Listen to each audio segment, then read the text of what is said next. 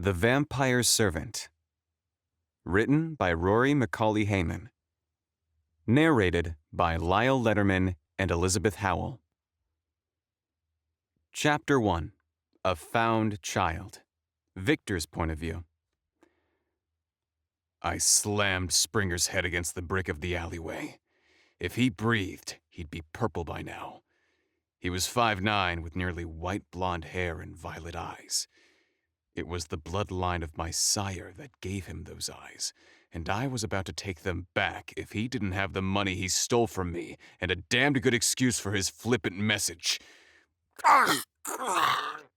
Springer gurgled. My lip curled into a snarl. I wanted to properly crush his throat, after everything I had done for him.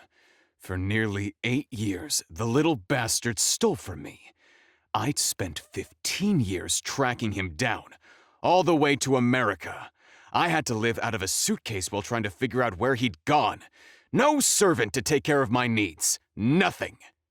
It wasn't until a donor told me about a spell which hid you from others' sight that I figured it out. My work was put on hiatus while I tracked my wayward child. 15 damned years. Going dormant for that long, leaving my territory for that long. I was homeless and reputationalist now. Only a rumor, a ghost in the world of the undead. His little game had cost me everything I'd worked for.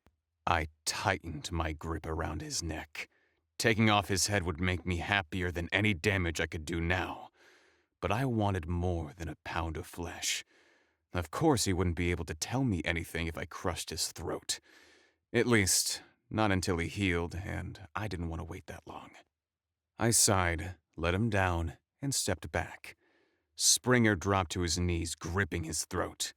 I glared at him with disdain. "Well, where is it?" I growled. "I spent it all. I'm sorry, Master. Please don't kill me," he begged. He was only 100 years old, but he'd been trouble since before I brought him over. He wasn't my first choice for a child of mine. If not for the fact that his father had been a dear friend of mine, I wouldn't have. Jacob always regretted having me turn his son. So I did. He'd wanted his son to live, but life as a vampire wasn't the same as life as a human. It had taken decades for the boy's memory to come back, just in time for him to sit by his father's deathbed. "What did you spend my money on, Springer?"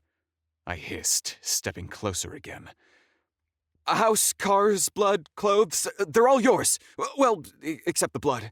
I don't think her parents will sell her, but I can tell you who to contact to feed on her," he offered eagerly. "Parents?